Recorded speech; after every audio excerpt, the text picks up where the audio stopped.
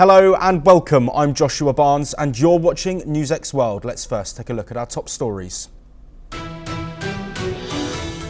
UK Prime Minister Keir Starmer has pledged over £2 billion in the form of a loan for Ukraine to make weapons. Amid global tensions over the Russia-Ukraine war, a defence summit with European and Canadian leaders is set to take place shortly in the UK, following Trump and Zelensky's clash in Washington.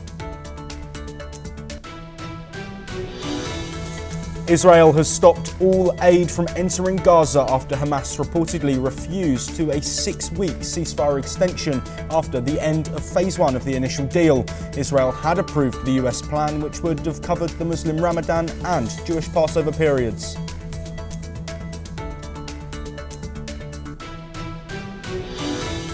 US President Donald Trump has ordered a trade investigation that could see additional tariffs on imported lumber. Meanwhile, the Treasury Chief has urged Canada and Mexico to match US tariffs on China ahead of America's Tuesday deadline for 25% tariffs on their border nations. The Trump administration has sent a second round of emails demanding a summary of the work carried out by government employees. Some organisations that are under the federal umbrella have agreed to do so, while others have declined.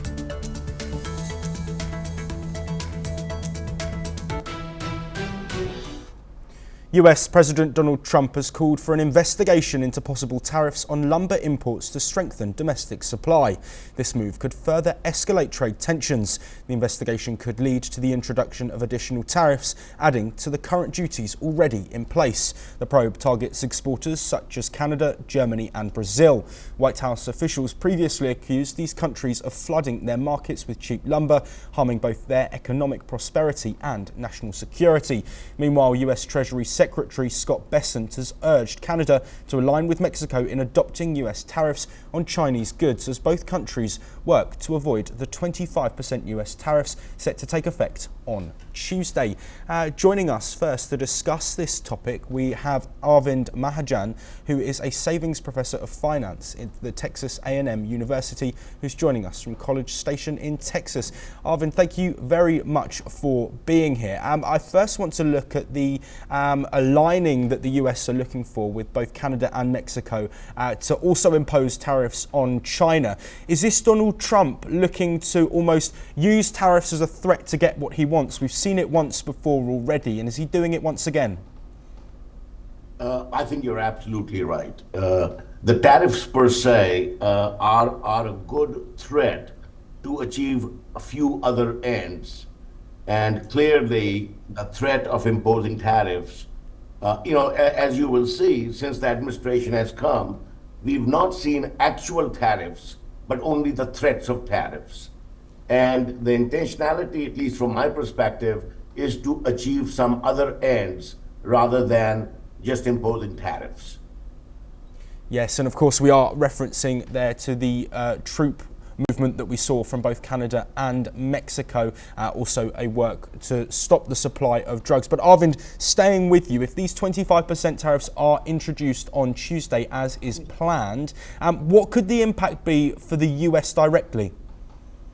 Well, in the short run, my guess is because they have to be filled with domestic supplies. It is true that timber and lumber are one of the few things where the US has abundance of, and therefore importing them is not a dire necessity. But it will take time for the new supplies to come in while the new supplies become more expensive.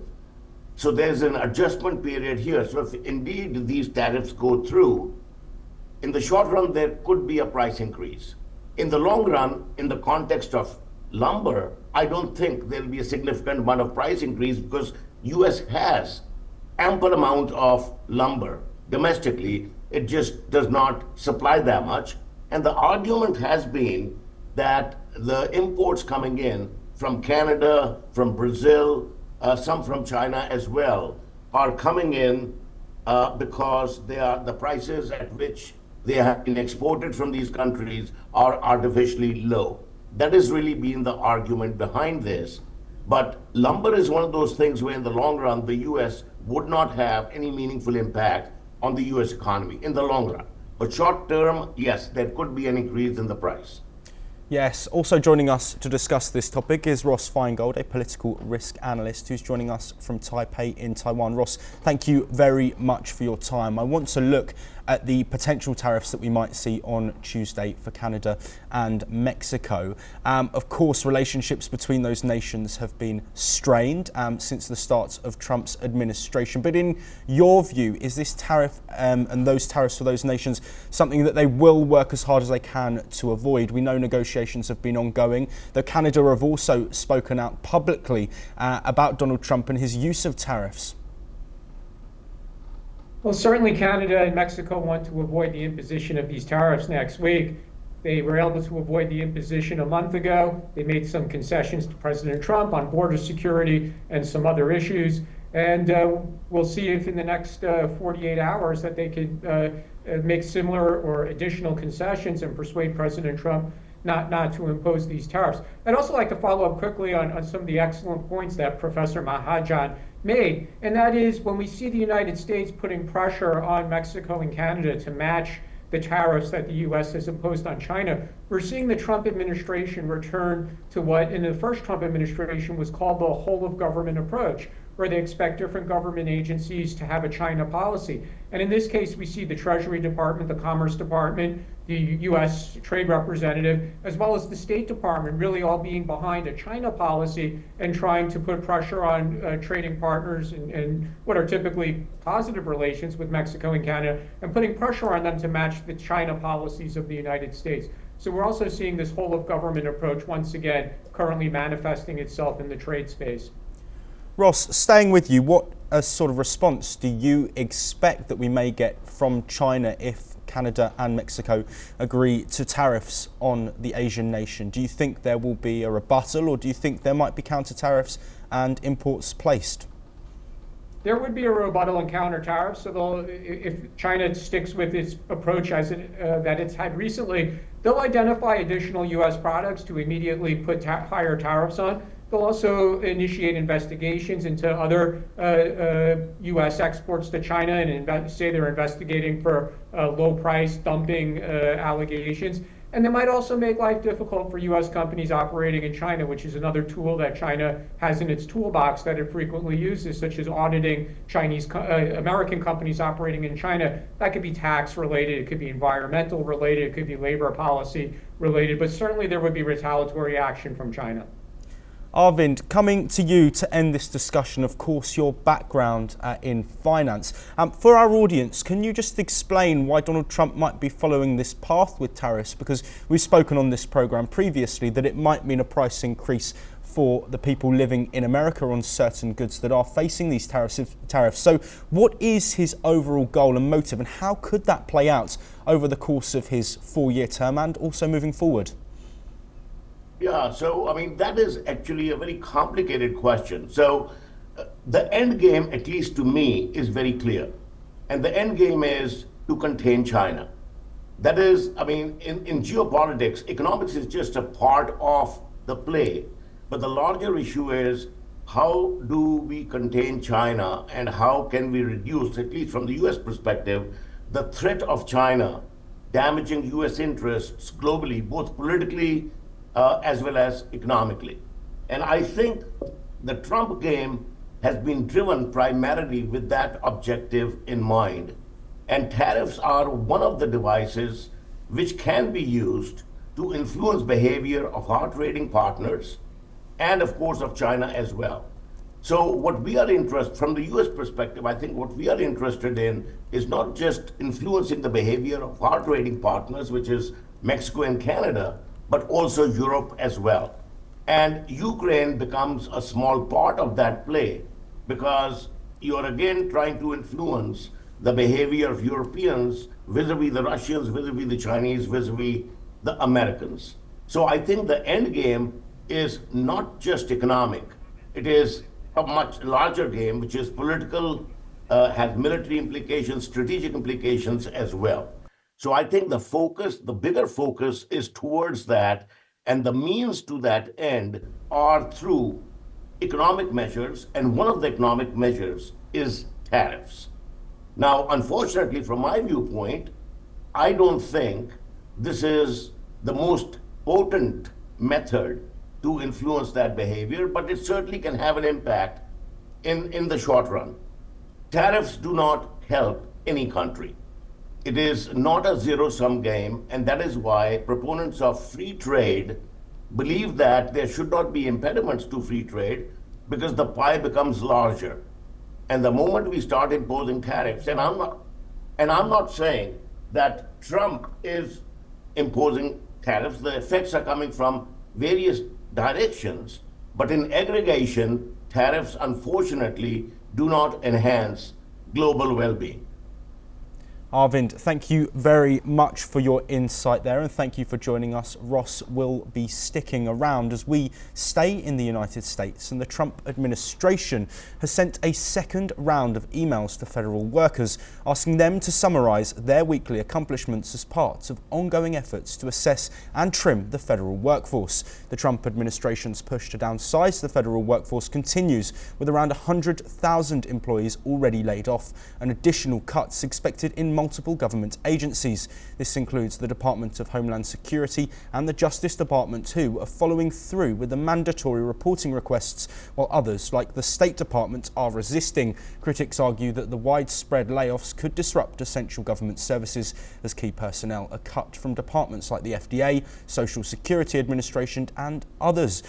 Joining us, of course, again to discuss this is Ross Feingold. Now, this email is the second time that we've seen it be sent off. There was, of course, controversy the first time round and several departments didn't. Is this a continuation and a running thing that you think we will see with the Trump administration and Musk's Doge really looking at finding why these people should be working and then ultimately trying to cut the fat where they can?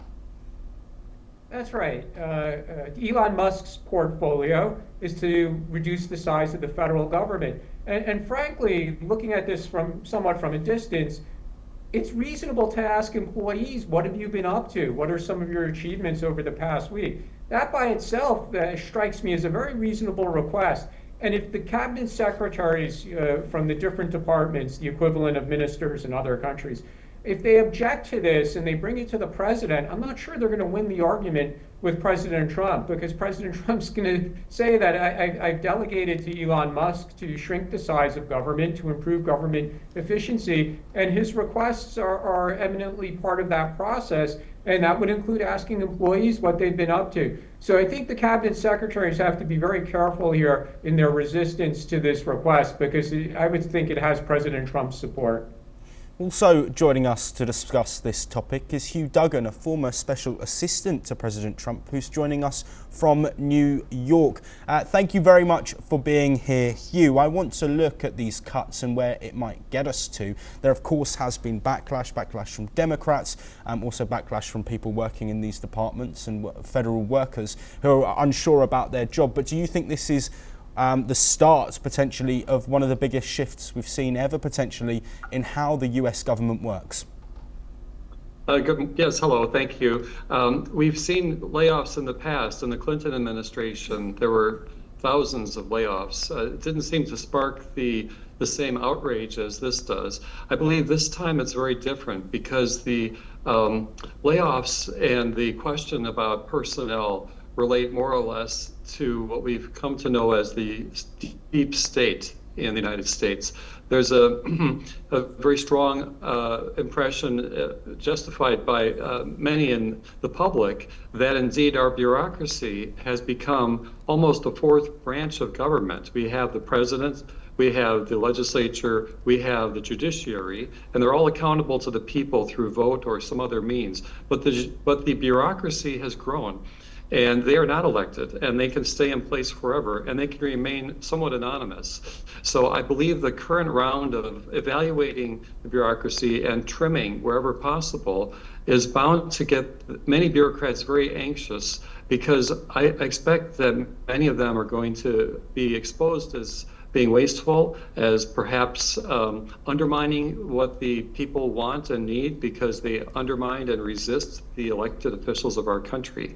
So there's another dynamic at work here separately from one where jobs are lost or where people need to change their career paths. It's one of accountability by this, so to speak, unelected bureaucracy, which is going to be exposed, and it is being exposed every day in new ways. Yes, staying with you, Hugh, we know, of course, there has been some pushback. There have been several legal filings over these firings and over the actions of Musk's Doge and also the Trump administration. But a US judge has declared that Trump's firing of the head of the watchdog agency was illegal. Do you think this is going to stop in any way what the Trump administration are looking to do, or might it change the way that they're approaching certain positions and certain people? Well, I'm sure there will be suits filed, and there have been many suits filed that have not found the president in violation of anything. Those who have something to lose, those that are most anxious about perhaps being exposed politically for doing the will of the bureaucracy instead of the will of the people, those parties are the ones that are raising the loudest noise and creating the most contention to what is mostly the executive's privilege and priority to manage its workforce. So I expect the president will continue and his team realize that they are in fact not just the chief defense officer of the country, chief commanding officer, they're also the chief bureaucratic officer, and that everyone that works in the agencies under the executive branch do so at the pleasure of the president. He's not going to be deterred by a few judges here and there who perhaps have a finding that is indeed sustainably legal, but I expect the White House will take some of those to the Supreme Court and ask them to interpret more fully whether or not the judiciary process itself may have become a little politicized in finding that the executive might not have authority over his own employees. That seems counterintuitive to most of us here. Ross, I'd like to come back to you, and I'd like to step away from the political aspect and step away from the legal aspect of this. For the federal workers currently who are doing their job, they may be in a position that's at absolutely no risk, but surely there must be an impact on how people are feeling, not knowing whether they're going to have a job in a week, potentially, in a month, in a year, whether their department's even going to exist in the future. So how can a workforce remain motivated when they're seeing people around them, potentially colleagues or other departments, falling? Certainly there's the possibility of morale falling during this period of change and a period of frankly, staff redundancies and people being terminated from their jobs. But those of us who've worked in the private sector would consider this very normal. Those of us who've worked in the private sector are used to the ups and downs of the economic cycle. Often we joined a company when times were good, and we might get laid off and made redundant when times are bad. And that's happened a number of times over the recent decades when there's been economic crises, either regional. Here in Asia, we had an Asia financial crisis in 1998. A lot of people were retrenched. That was followed by the dot-com bomb in 2001. And then, of course, there was the global financial crisis of 2007, 2008. So retrenchments, frankly, are just a normal part. Now, civil service employees do have some protections, but this was never meant to be a guarantee of a job through all circumstances, including when the chief executive, the president, decides that the government bureaucracy has become too bloated, which really, frankly, is a serious problem. The growth of government over the past 20, 30 years, it really accelerated after 9/11, specifically with security-related entities, but other parts of the government have continued to grow under both Republican and Democrat presidents. And frankly, I think there's going to be broad support among the populace for retrenching some of the size of the federal government. Hugh Duggan, coming to you to bring an end to this discussion. Of course, Elon Musk is entrenched in this situation. His leading of the Doge party has had a massive impact. Do you think there's anything behind that, potentially from Donald Trump, in terms of associating this with Elon Musk? We have spoken about protests today that we've seen outside Tesla stores. There seems to be a divisiveness to Elon Musk and his personality and his character, which some people support, but others don't. Do you think potentially Trump is using Musk as the scapegoat to get this done? Or is this just Elon Musk being a willing disciple almost, who is happy to do whatever his president wants him to? We've seen a lot of courage over the course of American history by brave people taking on the status quo. Mr. Musk has come forward of his own volition. He's remarkable. He's performed so admirably in so many challenges that he's given himself. This is a challenge that the country's having to take on, and he feels a special responsibility, not just as a major investor here, but in the idea of America, in the idea of freedom, of accountability, which I think is the big word that we're going to have at the top of our mind. Accountability for performance. The government is not performing. We're number 40th in the world in education, but number 1 in spending per pupil. That's just one very sobering statistic, and it's not one Americans are used to hearing. So I believe he's taken this chore at his own behest. As a Minuteman, perhaps in our revolutionary era, we had people who just simply took up their arms and fought against the British. And I believe he's of that spirit and of that ilk. Nobody's using anybody here. The president would proceed just as aggressively. He has this wonderful resource in Mr. Musk and his people to prove even more efficiently the outcomes that he seeks. Hugh, thank you so much for your insight. Also, thank you to Ross for joining us. We now move on to the Middle East, where Israel has suspended all humanitarian aid to Gaza, urging Hamas to agree to a temporary ceasefire deal. Israel has backed a US proposal to extend the Gaza truce temporarily, covering Ramadan and Passover as a bridging measure after the first phase of the ceasefire ended. Here is a full report on the latest developments between Israel and Gaza. Israel has stopped the entry of all humanitarian aid into Gaza after phase 1 of its ceasefire deal with Hamas expired, citing the militant group's refusal of a US-backed extension. Israel blocked aid trucks to Gaza as truce tensions escalated, with Hamas urging Egyptian and Qatari mediation. Since January 20th, the Trump administration approved nearly $12 billion in major foreign military sales to Israel. On February 28th, the US approved the potential sale of nearly $3 billion worth of bombs, demolition kits and other weaponry to Israel. US Secretary of State Marco Rubio signed a declaration to expedite the delivery of approximately $4 billion in military assistance to Israel. Hours before the first phase of the ceasefire expired, Israel agreed to a temporary ceasefire in Gaza during Ramadan and Passover, based on a proposal by Trump's envoy, Steve Witkoff. Israel and Hamas accused each other of violating the ceasefire, raising doubts about the second phase of the deal, which was meant to involve additional hostage and prisoner releases and steps toward a permanent end to the war. Palestinian Muslim worshippers performed night prayers, known as Tarawih, at a mosque in central Gaza's Al-Zawayda on the first day of Ramadan. On March 1st, Israelis rallied in Tel Aviv's Hostages Square as part of their weekly protest, demanding the return of all hostages held in Gaza in a single phase. The latest update is that families of hostages held in Gaza are urging Israel's Prime Minister Benjamin Netanyahu to proceed to the second phase of the ceasefire between Israel and Hamas. Time will determine how things unfold in second phase. Bureau Report, NewsX World. Let's now take a look at the latest updates from across South America. Yamandu Orsi has been sworn in as Uruguay's new president. The leftist former mayor and history teacher takes charge while promising to strengthen the social safety net and revive the country's struggling economy. His inauguration marks the Broad Front's return to power in Uruguay after a 5-year break. Cheers broke out as Orsi took the oath of office before Congress. Nicaragua is pulling out of the International Organization for Migration and the International Labour Organization. Vice President Rosario Murillo said these organizations no longer serve their original mission. This follows the country's withdrawal from the UN Human Rights Council after accusations of widespread repression. Argentina's President Javier Milei signs a new deal with the International Monetary Fund, and he says it's close. In a speech addressed to Congress, Milei urged lawmakers to back the agreement, though the deal isn't finalised yet. He highlighted his government's progress in reducing inflation. Milei's remarks come ahead of crucial midterm elections in October.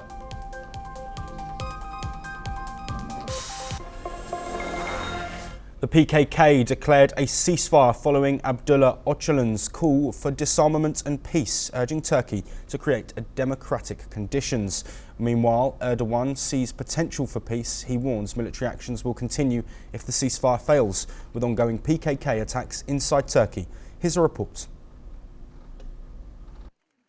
Kurdish militants of the Kurdistan Workers' Party declared a ceasefire on Saturday, following a call from their imprisoned leader Abdullah Öcalan for disarmament. This move could significantly impact President Erdogan's government, with Öcalan urging peace and a democratic society. Erdogan, however, warned that Turkey would maintain military readiness if the ceasefire fails, stating that operations would continue until the last terrorist is eliminated.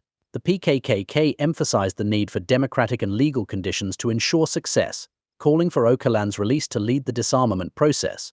This ceasefire marks a breakthrough in the conflict, but it is uncertain whether it will lead to a lasting resolution. Erdogan sees Öcalan's call as a potential historic step toward peace, and political meetings are planned to clarify the next steps.